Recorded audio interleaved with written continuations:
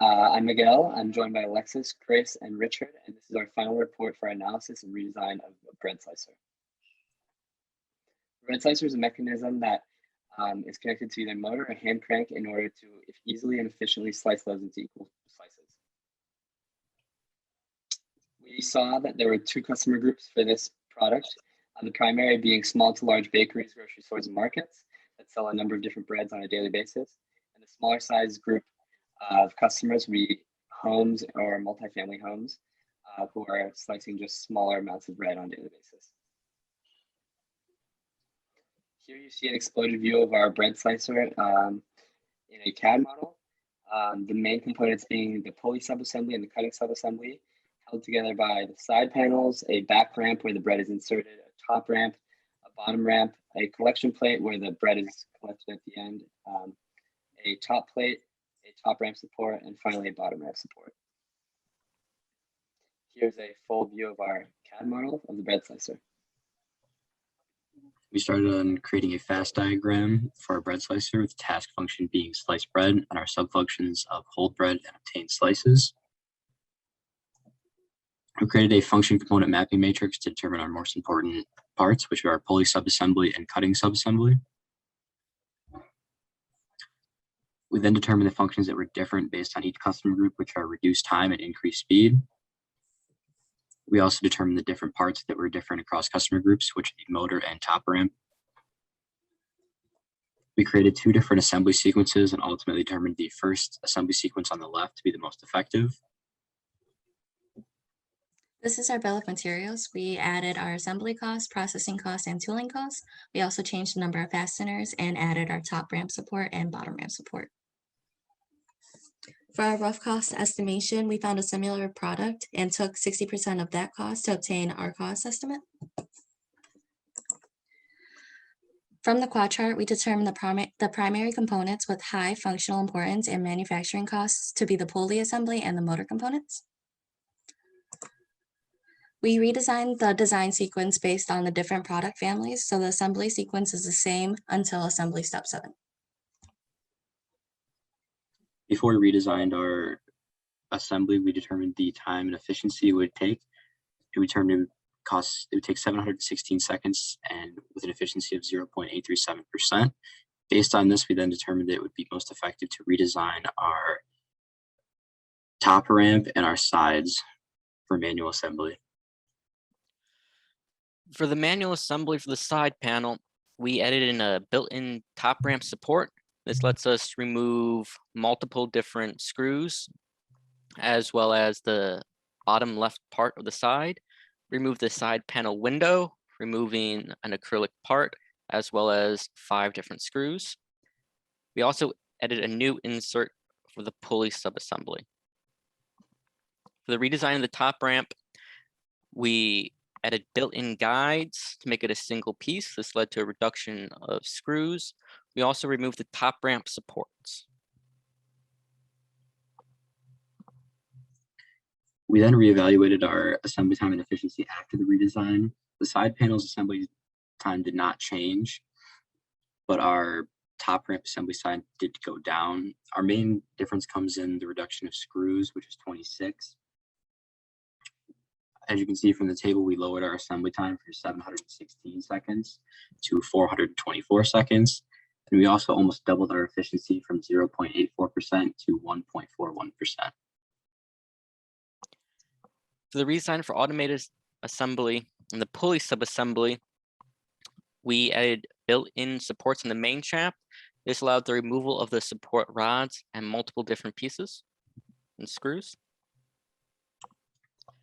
For our key dimensions, for the swing portion of the pulley subassembly, has a length of 550 millimeters with a swing radius of 100 millimeters.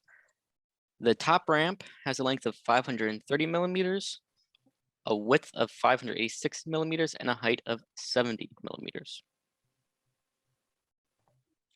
For our process selection, we'll be using our pulley assembly and our top ramp redesigns. The pulley assembly functionalities are separate equal slices, create even cuts, and increase speed.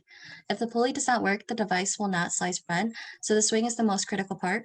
Therefore, we decided these dimensions needed to be more accurate and made it 0.25 millimeters. The top ramp has two functionalities to contain loaf and feed loaf. Therefore, the critical dimensions would be the width between the raised sides, since it would need to be wide enough to contain the loaves. It was decided to make this tolerance be 0.1 millimeters. Due to the pulley assembly redesign, it was decided to be manufactured by die casting. This was selected due to a variety of factors. The material we'll be using is metal aluminum. The shape has a complex geometry. The mass is approximately 1.25 kilograms. The maximum thickness is around 10 millimeters. The surface roughness is crucial for the device to move. And the batch size is 250,000 units per year. All these requirements lead us to two possibilities, die casting or machining, as the process selection shows. Machining would be eliminated due to the complex geometry of the piece, and it would require a very large waste of material, and that would not be cost effective. For our top ramp, the top ramp weighs approximately 0.42 kilograms, and it's made of aluminum. It has a thickness of 3.175 millimeters. It needs a tolerance of 0.1 millimeters. The surface roughness is not very crucial since the edges are bent. And the batch size is 250,000 units per year. Based on the table shown, it was determined that the top ramp can be manufactured from sheet metal forming, die casting, or machining.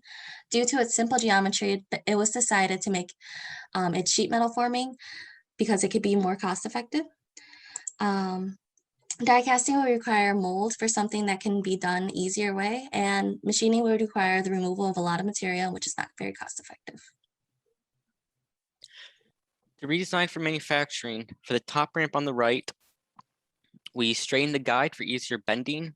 We made a single sheet of metal, and we added a cutout to make it easier to nest them. For the swing, we added an integrated locator on the side. We improved the rib thickness to 80% the wall thickness, and we made sure to round the corners. We did a before and after cost estimation based on the analytical design for manufacturability method that was taught in lecture. For the pulley assembly, the before cost was $37.46. After the redesign for manufacturability, it was $22.03, saving around $15 a part.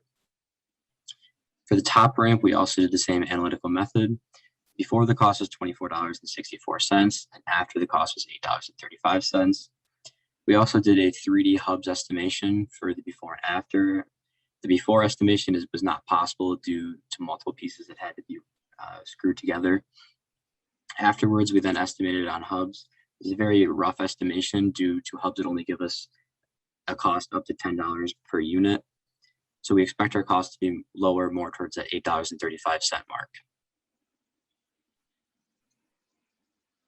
We devised a product service system in the form of an online platform in which bakeries, restaurants, and individual users could offer recipes and tutorials to share their baking knowledge, and where bakeries and restaurants would also be able to sell their raw ingredients directly to households to make their own bread. This financially benefits the primary customers by allowing them to sell raw materials directly to consumers, and secondary consumers also benefit from not having to pay fees for pre-baked materials. On an environmental standpoint, this reduces food waste that might be left behind in markets for bread that's no longer fresh, and also reduces the need for people to drive to bakeries and markets for fresh bread by encouraging them to bake their own bread at home. In conclusion, we have identified areas for potential redesign for our bread slicer based on analysis of functional requirements, costs, and potential modules. We tailor our products to the needs of individual consumers by creating family-based designs that increase modularity. The positive attributes of our redesign are faster manufacturing and assembly time with fewer parts, all while retaining functionality, as well as serving a broader customer base. The primary con we see is that manufacturing changes and thickness reductions could reduce sturdiness, but we still believe our bread slicer will be efficient and durable. Potential further changes include weight reduction, easy deconstruction for storage, and going beyond slicing just bread. With more time, we also would have liked to imagine ways to reduce the environmental impact of our redesign. Thank you very much for your time and attention.